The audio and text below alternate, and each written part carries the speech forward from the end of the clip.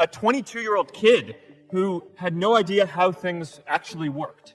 Now, years later, I understand that that is how things work when there's no sense of higher purpose. So it's up to all of us to create it so we can all keep moving forward together. I'm here to tell you that finding your purpose isn't enough.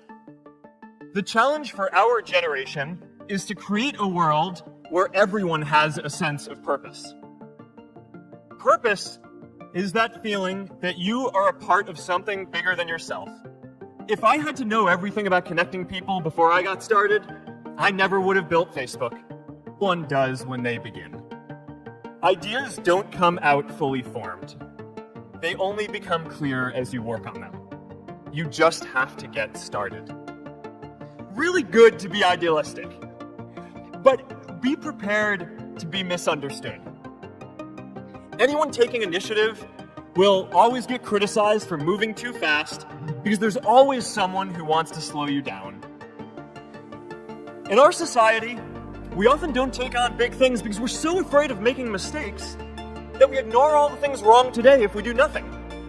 The reality is, anything we do today is going to have some issues in the future. But that can't stop us from getting started. So what are we waiting for? J.K. Rowling got rejected 12 times before she finally wrote and published Harry Potter. The greatest successes come from having the freedom to fail. I know a lot of entrepreneurs, and I don't know a single person who gave up on starting a business because they were worried they might not make enough money. You learn them the same way that you learn everything else, right? Trial and error.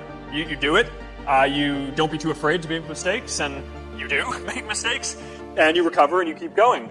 The thing that I think is really what you should focus on is not what is the mistake that you should avoid, but instead, if you do something good, you get the strength to power through a lot of mistakes. We're all human, all right? And no one's perfect, and we've made a lot of mistakes, and we will continue. But I know too many people who haven't had the chance to pursue their dreams because they didn't have a cushion to fall back on if they failed. So many things go wrong when you're starting a company, and often I think people ask, what mistakes should you avoid making? And my answer to that question is don't even bother trying to avoid mistakes because you're going to make tons of mistakes, all right? And the important thing is actually learning quickly from whatever mistakes you make and not giving up.